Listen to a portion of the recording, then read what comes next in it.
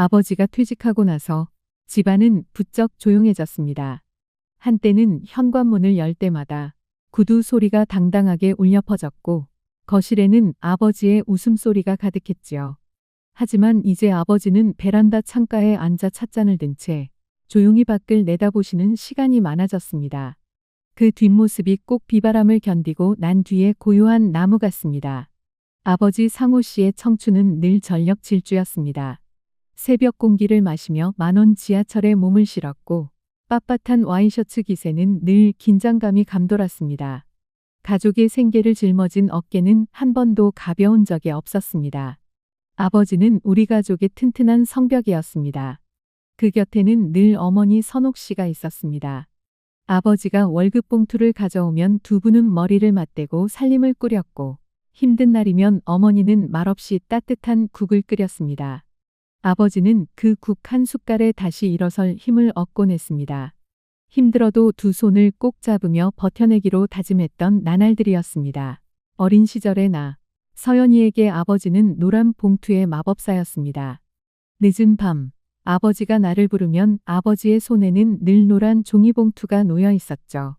붕어빵이거나 통달기거나 때로는 작은 과자 한 봉지. 거친 손마디에서 묻어나던 기름 냄새와 단내가 어린 마음은 사랑의 향기처럼 남았습니다. 어머니 선옥 씨는 아버지 상호 씨가 밖에서 싸우는 동안 집안을 평화로운 숲으로 가꾸었습니다. 아버지가 회식으로 늦는 밤이면 어머니와 나는 나란히 누워 아버지의 어린 시절 이야기를 나누곤 했습니다. 어머니는 늘 말했습니다. 아버지는 우리 가족을 위해 매일매일 큰 산을 넘고 계신단다. 세상이 흔들리던 시절에도 아버지는 흔들리지 않으려 애썼습니다. 어두운 거실에서 혼자 소주잔을 기울이던 아버지의 등을 본 적이 있습니다. 그 등은 작아 보였지만 다음 날 아침 아버지는 아무 일도 없었다는 듯 문을 나섰습니다. 아버지는 늘 그렇게 버텨냈습니다. 세월이 흘러나는 어른이 되었습니다. 졸업식 날, 아버지는 학사모를 쓴 나를 보며 눈시울을 붉혔습니다. 우리 딸 고생 많았다. 그 한마디 안에는 말로 하지 못한 세월이 들어 있었습니다. 나보다 더 열심히 걸어온 아버지께 고생하셨어요라는 말 한마디 하지 않았던 날들이 부끄러워졌습니다.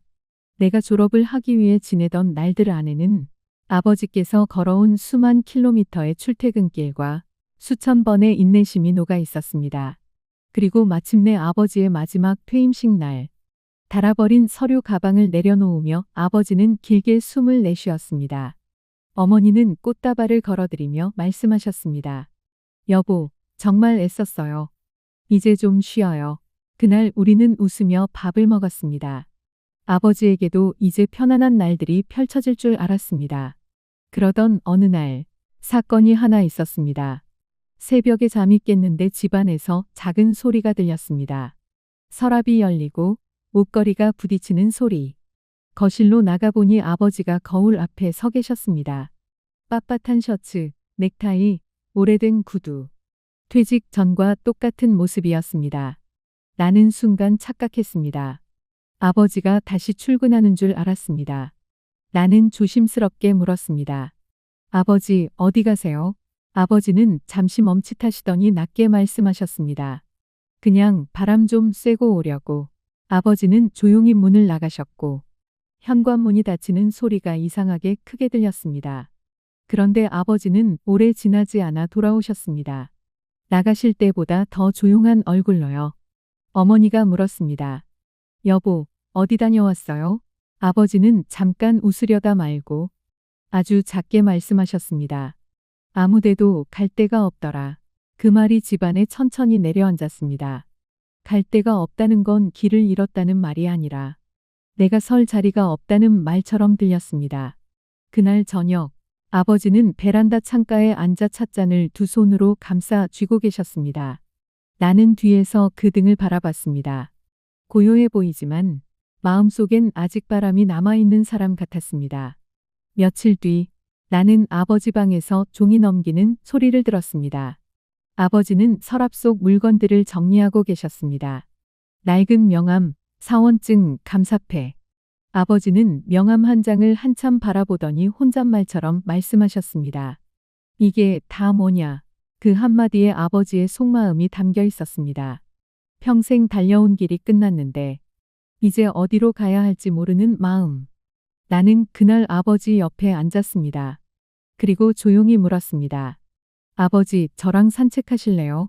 아버지는 잠시 멈칫하시더니 고개를 끄덕이셨습니다. 우리는 나란히 걸었습니다. 말없이 걷는 시간이 길어졌을 때 아버지가 처음으로 입을 열었습니다. 나 일할 땐 힘들어도 그래도 내가 쓸모 있는 사람 같았는데 지금은 나는 숨을 고르고 말했습니다. 아버지는 지금도 충분히 쓸모 있고 소중한 사람이에요. 아버지는 아주 작게 웃으셨습니다. 그리고 낮은 목소리로 덧붙이셨습니다. 근데 쉬는 게 이렇게 어려운 줄 몰랐다. 그 말이 전부였습니다. 아버지가 조용해진 이유는 그거였습니다. 이제 뭘 해야 할지 모르는 상실감이 아버지의 마음을 덮쳤습니다. 집으로 돌아오는 길. 아버지는 편의점 앞에서 잠시 멈추셨습니다. 그리고 오래된 습관처럼 노란 종이봉투 하나를 내게 건네셨습니다. 빵과 우유가 들어 있었습니다. 이런 거 좋아했잖아. 나는 웃으며 받았습니다. 그 순간 아버지의 시간이 아주 조금 되돌아온 것 같았습니다. 이제 나는 아버지의 침묵 곁에 가만히 앉아봅니다. 아무 말하지 않아도 거친 손마디가 내게 말을 건넵니다. 사랑한다는 말 대신 묵묵히 버텨온 발걸음들을 기억합니다. 아버지, 이제는 조용히 쉬셔도 괜찮아요. 지금까지 누구보다 열심히 사셨으니까요. 아버지의 그 침묵 속에서 우리 가족은 여전히 사랑을 배우고 있습니다. 오늘 아버지에게 한마디만 건네보세요. 아버지, 정말 고생 많으셨어요. 그 한마디가 아버지의 내일을 조금 더 따뜻하게 만들어줄지도 모르니까요.